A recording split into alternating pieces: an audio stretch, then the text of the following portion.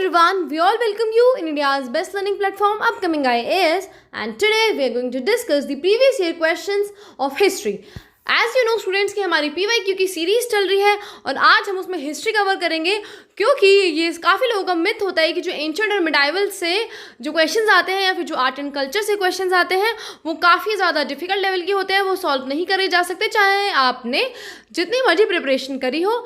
But students ये एक myth है, अगर आप प्रीवियस ईयर क्वेश्चन को ठीक से एनालिसिस करोगे तो आप ये पता लगा सकते हो कि आर्ट एंड कल्चर में से या फिर एंशिएंट एंड मिडाइवल में से कहाँ से क्वेश्चन आ सकता है, कहाँ से आने की प्रोबेबिलिटी है। सो वही हम आज समझेंगे, क्योंकि आज हम चंडेल डायनेस्टी को कवर करेंगे। इससे पहले एंशिएंट और मिडाइवल हिस्ट्री का एक और हमने PYQ कवर किया था जो कि परमार डायनेस्टी के बारे में था। अगर आपने वो नहीं देखा है तो वो आप जाके देखना। So now let's talk about the Chandel dynasty. Students, ये 9th से 13th सेंचुरी के बीच तक इन्होंने जो बुंदेलखंड वाला रीजन है उसे रूल किया है। और स्टूडेंट्स याद रखना, बुंदेलखंड वाला रीजन है ना कि छोटा नागपुर प्लेट्यू वाला, क्योंकि वो दोनों साइड बाय साइड होते हैं। एंड थोड़ा रीजन तो देखो छोटा नागपुर प्लेट्यू का भी आएगा, बट मोस्ट ऑफ द जो बुंदेलखंड का रीजन है वो ही चंडेल डायनेस्टी के द्वारा रूल किया गया है। ओके, एंड चंडेल डायनेस्टी जो है ये राजपूत क्लैन को बिलोंग करते थे। और कौन सी क्लैन थी? राजपूत की चंडेल क्लैन जो है ना वो इनकी क्लैन थी। ओके, इन्हें जेजा खबूती भी कहा जाता है, जेजा खबूती। क्यों? क्योंकि हम आगे वो समझेंगे कि क्यों इनका ऐसा नाम पड़ा। और मैं आपको बता दूं कि ये सारी जो डायनेस्टीज आई है ना, चाहे वो चंडेल डायनेस्टी आई है, परमार डायनेस्टी आई है या कलचुरी डायनेस्टी है, ये सारी जो है ना ये हर्षवर्धन के बाद की डायनेस्टी है, क्योंकि ये उसकी फ्यूडल डायनेस्टीज थी। फ्यूडल डायनेस्टी नहीं होता, फ्यूडल सिस्टम होता है जिसके बेसिस पे लैंड ग्रांट करके वो उस एरिया में रूल कराता है। सो ये हर्षवर्धन के फ्यूडल्स हुआ करते थे। उनकी डेथ के बाद इन्होंने अपनी क्लैन में रूल करना स्टार्ट कर दिया, अपनी डायनेस्टी इस्टेब्लिश कर दी, क्योंकि एक लैंड एरिया तो इनके पास था ही, क्योंकि ये फ्यूडल्स थे हर्षवर्धन के। सो इसीलिए अपने अपने एरिया में इन्होंने अपने क्लैन को बिलोंग करते हुए वाली डायनेस्टी इन्होंने स्टार्ट कर दी। एंड क्योंकि हम फ्यूडल सिस्टम के बारे में बात कर रहे हैं, सो जो चंडेल डायनेस्टी है ये गुर्जर प्रतिहार के फ्यूडेटरीज थे। और उस टाइम पे जो गुर्जर प्रतिहार थे वो कन्नौज एरिया को बिलोंग करते थे, जिसे कन्याकु भुज कहा जा रहा है। एंड 10th सेंचुरी में क्या होता है, ये लोग प्रैक्टिकली इंडिपेंडेंट हो जाते हैं, क्योंकि उनका रूलर होता है यशोवर्मन। वो अपनी डायनेस्टी को इंडिपेंडेंट करवा लेता है फ्यूडेटरी सिस्टम से, ऑल्दो ही acknowledge to continue the Pratihara suzerainty. Means कि जो यशोवर्मन होते हैं वो हो तो गए हैं, उन्होंने अपनी डायनेस्टी को तो इंडिपेंडेंट करा लिया, लेकिन स्टिल वो जो गुर्जर प्रतिहार है उनकी स्यूजेरेनिटी को एक्सेप्ट करे हुए हैं और उनके अकॉर्डिंगली सभी चीज़ें करते थे। लेकिन जो यशोवर्मन के सक्सेसर होते हैं धंगा, उन्होंने चंडेल डायनेस्टी को कम्प्लीटली एक सॉवरेन पावर बना दिया कि अब वो किसी और की सुजरेनिटी के अंदर नहीं है, ना ही वो किसी और के अकॉर्डिंगली वर्क करेंगे। ओके, सो ये कुछ इंपॉर्टेंट रूलर हैं, आपको इनके नाम भी ध्यान रखने हैं, मैच द फॉलोइंग में आ सकता है।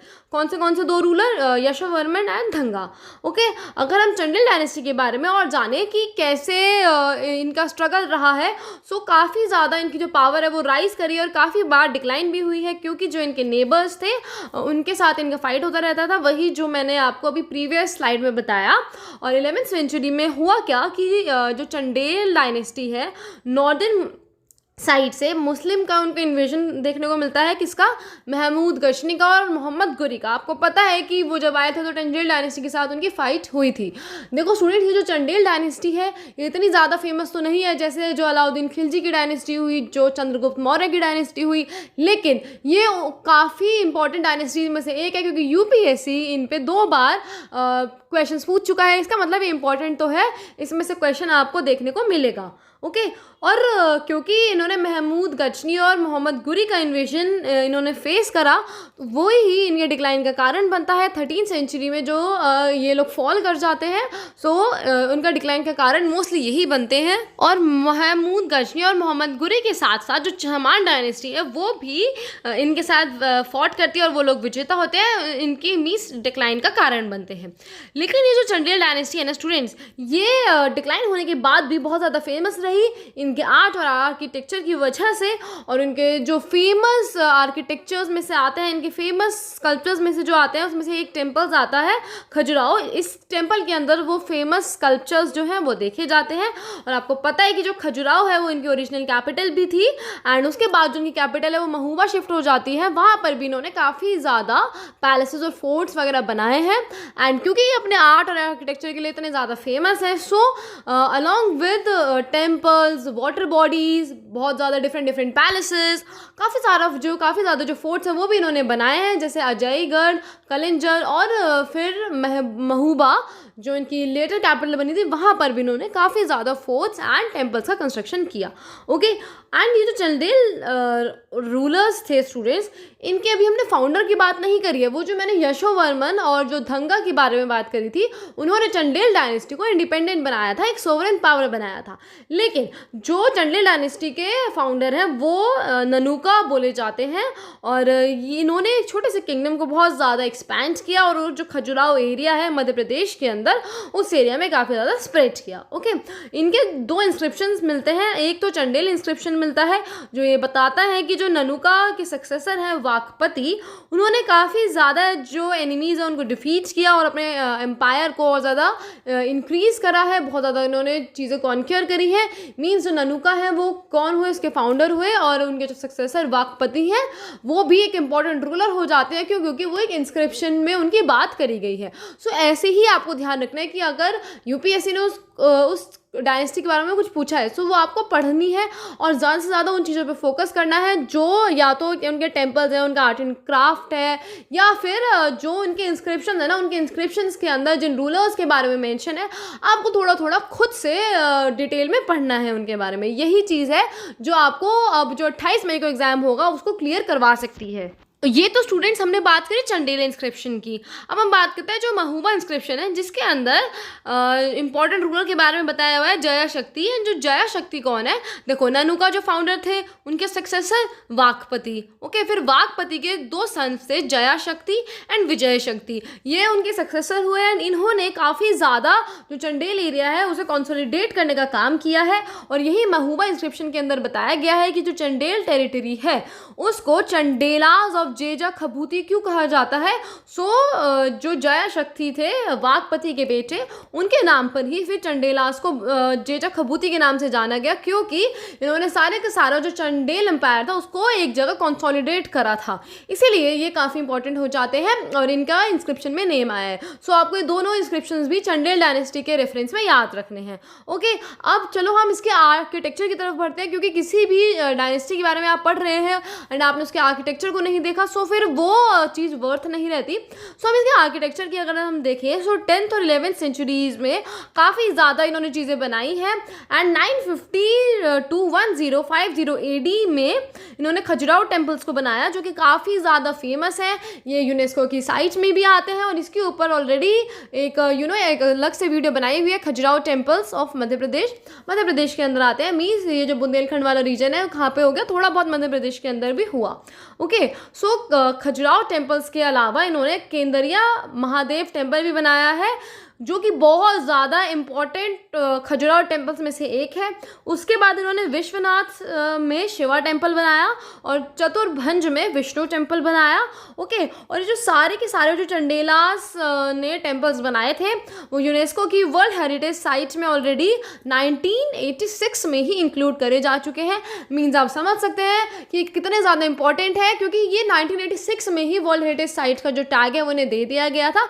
इसलिए यहाँ से यूपीएससी क्वेश्चन पूछ सकता है। सो इसी तरह आप और क्या माइंड चला सकते हो, आप ऐसे कर सकते हो कि वो जो आर्ट आर्किटेक्चर को वर्ल्ड हेरिटेज साइट का स्टेटस मिला हुआ है, सो आप उनको पढ़ो, फिर उससे आप उन डायनेस्टी के बारे में पढ़ लो कि किस डायनेस्टी के अंदर बनाए गए हैं। ओके, सो हो सकता है कि वहाँ से मोस्ट प्रोबेबली जो यूपीएससी वो क्वेश्चन पूछ ले, क्योंकि वो ऐसे ही आप सभी लोगों को ट्रिक करता है।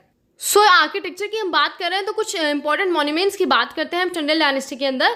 देखो, ये कांधरिया महादेव टेम्पल है, ये तो मैंने आपको बता ही दिया, और 4 टेम्पल्स की हमने बात करी। उसके अलावा देखो Duladeo temple, Lakshman temple, Matangeshwar temple, Adinath temple, Javari temple, Chitragupta temple. और स्टूडेंट्स ये एक सन टेम्पल है, राहिला सागर सन टेम्पल, जो कि महुआ में बनाया हुआ है। इसके अलावा जितने भी सारे टेम्पल्स हैं या फिर जो भी उनकी आर्किटेक्चर या आर्ट है, वाटर बॉडीज़ हैं, पैलेसेस हैं, वो सारे के सारे जो उनकी ओरिजिनल कैपिटल थी ना खजुराहो, वहीं पर बनाए गए हैं। सिर्फ और सिर्फ यही राहिला सन टेम्पल है जो महुआ में बनाया गया है, और महुआ उनकी जो बाद वाली कैपिटल थी वो थी। ओके, सो आप देखो नेक्स्ट स्लाइड में अगर हम देखें, इसके अंदर भी जो सारे के सारे टेम्पल्स हैं वो खजुराहो में ही हैं, जैसे Jagadambi temple, Bijamandala temple, Shantinath temple, Vamana temple. ये भी बहुत ज़्यादा खजुराहो में एक इंपॉर्टेंट स्टाइल का टेम्पल है, ये भी काफ़ी इंपॉर्टेंट हो जाता है। और चतुर्भुज और विश्वनाथ टेम्पल की तो हमने बात करी ही। सो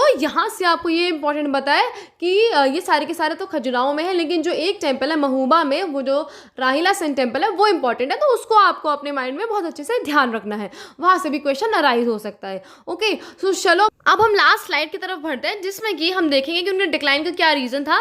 देखो, उनके डिक्लाइन का रीज़न हमने ऑलरेडी डिस्कस किया कि महमूद गजनी एंड मोहम्मद गुरी ने उन पर इन्वेड कर दिया था, और उसके साथ साथ चौहान डायनेस्टी जो है उनकी भी इंटरनल फाइट उनके साथ चल रही थी। सो जो परमादी रूलर है वो सिग्निफिकेंट लास्ट रूलर माने जाते हैं चंडेल डायनेस्टी के, जिन्होंने पृथ्वीराज चौहान से फाइट करी थी। और स्टूडेंट, ये जो चहमान डायनेस्टी है ना, बेसिकली ये चौहान डायनेस्टी है। चौहान को चहमान बोला जाता है, इसीलिए पृथ्वीराज चौहान के साथ उन्होंने बैटल लड़ी थी। लेकिन इसके बाद भी ये लास्ट रूलर नहीं थे, दो और रूलर्स थे, हम्मी मीरा वर्मन और वीरा वर्मन सेकेंड। ये ऑफिशियली लास्ट लीडर थे, क्योंकि इन्होंने बुंदेलखंड के छोटे से पार्ट में ये लोग रूल कर रहे थे परमादी रूलर के बाद भी। ओके, और डायनेस्टी का डिक्लाइन मैंने आपको बताया। लेकिन स्टूडेंट्स, यहाँ पे आपको एक पिक्चर दिख रही होगी जहाँ पे बहुत ज़्यादा एरोटिक सीन्स देखने को मिले हैं। सो जो चंडेल डायनेस्टी है ना, इसलिए भी अपने आप में बहुत ज़्यादा इंपॉर्टेंट है। इनके आर्किटेक्चर आर्ट की वजह से तो है ही, इसलिए भी बहुत ज़्यादा इंपॉर्टेंट है क्योंकि ये बहुत ज़्यादा ओपन माइंडेड थे सेक्सुअलिटी को लेके, और एरोटिक सीन्स को लेके डायनेस्टी जानी जाती है। इन्होंने बहुत ज़्यादा अपने टेम्पल्स के अंदर भी ये जो एरोटिक सीन्स हैं जो आपको इस स्लाइड में दिख रहे हैं सेक्सुअलिटी के, ये उन्होंने बहुत ज़्यादा अच्छे से पोर्ट्रेट करे हैं, क्योंकि वो बहुत ज़्यादा ह्यूमन बॉडी को लेके, ह्यूमन माइंड को लेके काफ़ी ज़्यादा ओपन माइंडेड थे। इसीलिए उन्होंने अपनी सभी आर्ट्स में, आर्किटेक्चर में इन सभी चीज़ों को हाईलाइट किया है। सो स्टूडेंट्स, आई होप कि आपको चंडेल डायनेस्टी समझ आई हो। और इससे पहले ऑलरेडी जो हमने हिस्ट्री में परमार डायनेस्टी कवर किया था, आप उसको जाकर भी देखना अगर आपने अभी तक वो वाली वीडियो नहीं देखी है। सो इसी के साथ हम अपने सेशन को यही एंड करते हैं। Thank you so much and share it as well.